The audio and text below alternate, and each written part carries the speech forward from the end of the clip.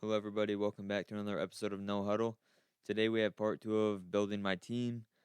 Remember, part 1 was the coaching staff draft.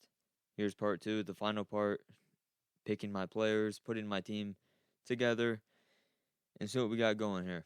So, remember this team, I pick players to fit my coaching staff, to fit how I play.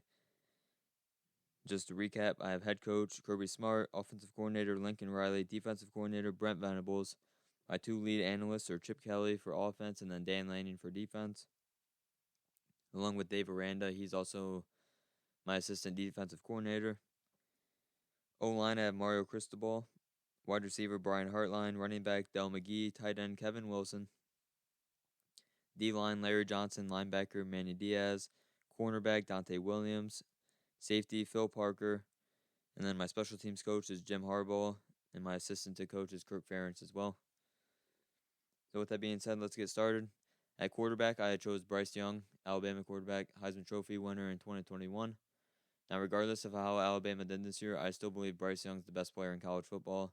If not the best, his teammate, I'm going to get to a little bit later, is the best. So at worst, he's probably the second best player in college football. Yes, he didn't win the Heisman. Yes, he didn't get invited. But when you watch Alabama, it was Bryce Young being Bryce Young every single game.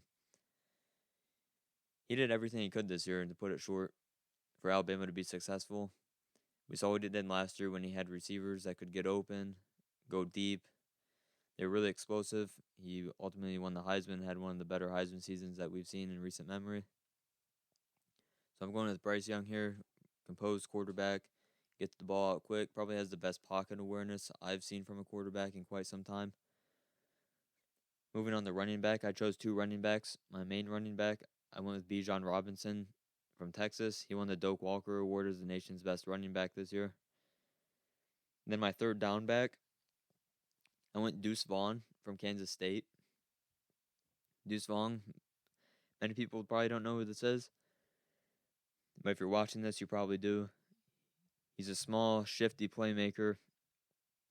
He can run routes like a receiver. Big 12 championship, he was out there running post routes, running crossing routes, beating corners and safeties to get open. He also lost, I think, a TCU defensive back.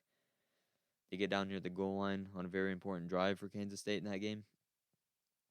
I chose Deuce Vaughn as my third down back. Moving on, my pass catchers, my receivers. As wide receiver 1, I went with Marvin Harrison Jr.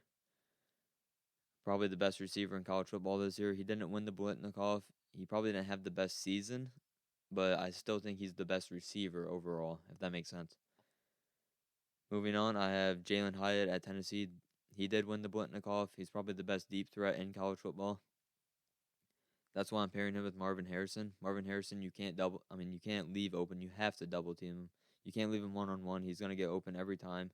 If he's not open, you just throw it to him. He's probably going to catch it anyways. So I'm pairing him with Jalen Hyatt. And then you can either choose Marvin Harrison or Quentin Johnston, who's my third receiver.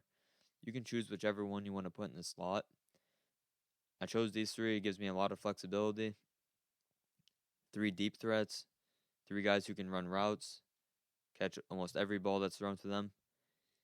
And probably 3 guys that if you leave one-on-one, they're gonna do the job. They're gonna get open.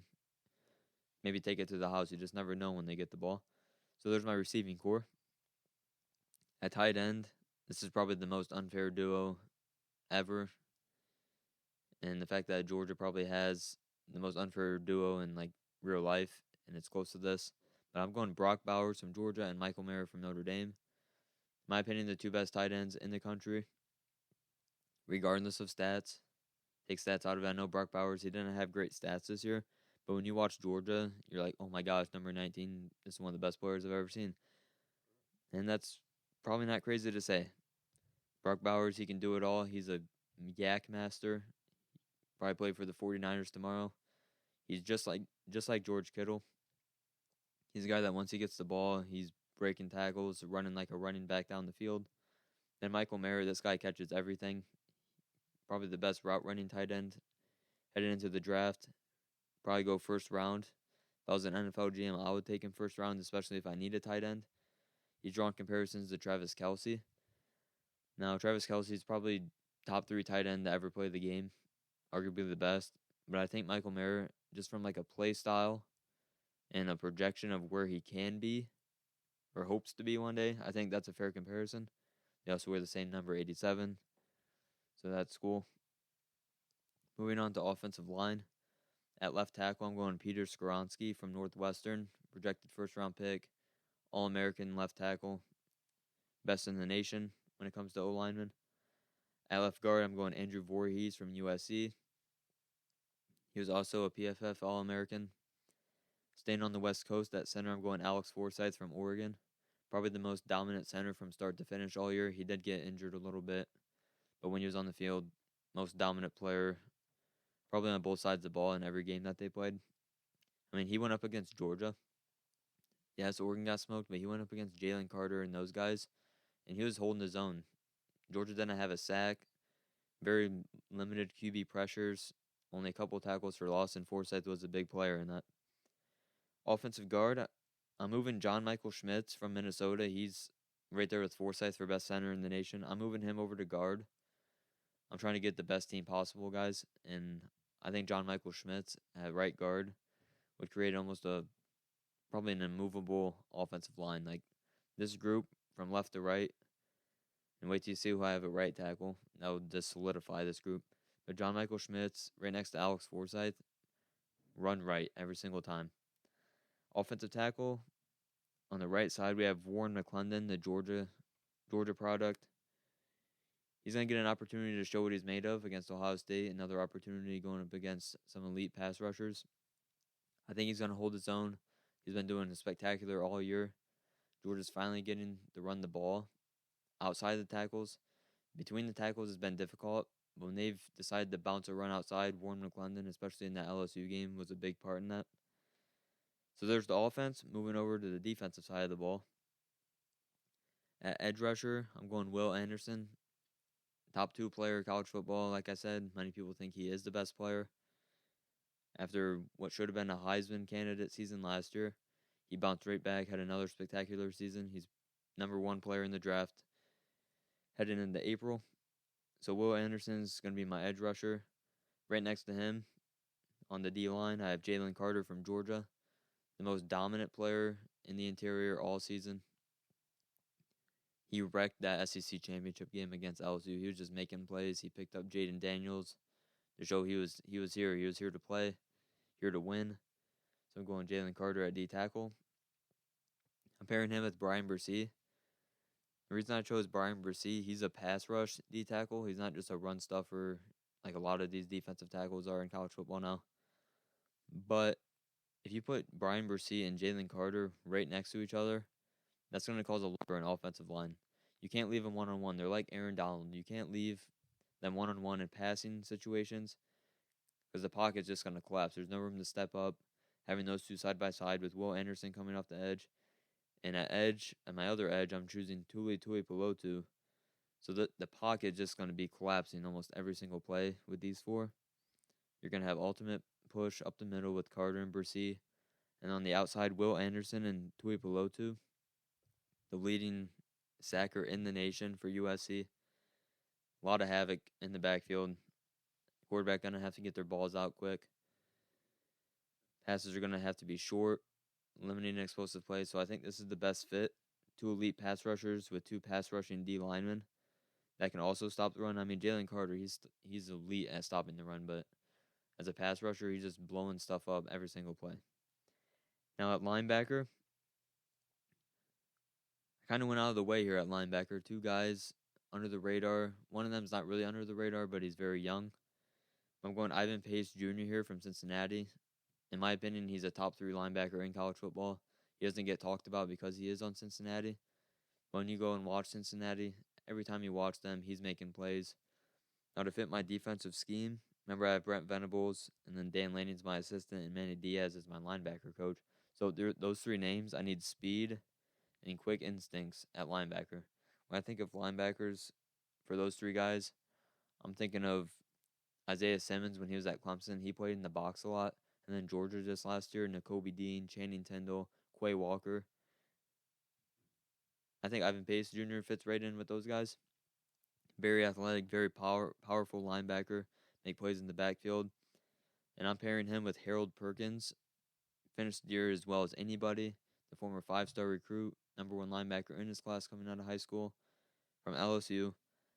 Harold Perkins, he turned into one of the best pass rushers in the Alabama game this year. He was the main reason they won that game. He was just making play after play, ruining Alabama drives.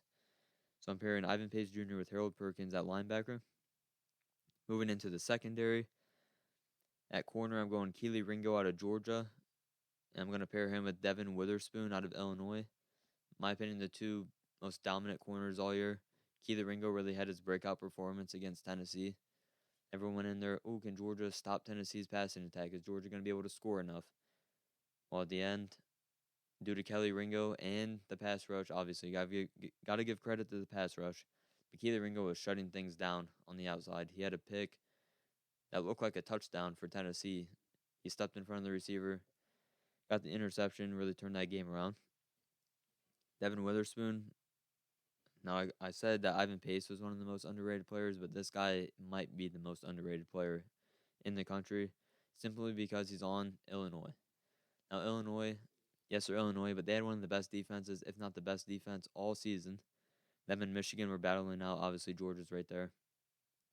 But Devin Witherspoon, he put himself into first-round pick potential with his work this season. So I decided to put him on my team. And then at nickel, I'm going Clark Phillips. He's a little undersized, but he has all the traits. Very instinctful player. He's a ball hawk. He had 3 interceptions in a game this year against Oregon State. So I put him at nickel. And then at safety, I went with another Georgia secondary player in Christopher Smith, the 5th-year senior. A lot of experience. He's going to be the captain of my defense, seeing things from the back end, telling people where to go, what we're doing. Kirby Smart's my head coach. Dan Lanning, my assistant defensive coordinator. A lot of familiarity there. And then at strong safety, or I guess my guy that can go play in the box a little bit, cover, do a lot of different things. I'm going Brandon Joseph from Notre Dame. Remember, he transferred from Northwestern, chose to go play for Marcus Freeman, and broke out instantly. Stepped right on the scene. Instantly the best defensive player on Notre Dame. He's going to be one of the top draft picks whenever he decides to go. So pairing him with Christopher Smith and Brandon Joseph, 2 guys that will go down and tackle in the box, 2 guys that can cover in the back end, pairing them together makes the best options I could have had back there. Ransom from Ohio State, he just missed a cut. He was probably my number 3, but as a season as a whole, looking at the season, Christopher Smith, Brandon Joseph, 2 best safeties in my opinion. And that's the team I decided to put together. Hope you guys enjoyed. Thank you guys for watching the video. Be sure to leave a like, subscribe to the channel. Catch you guys in the next one.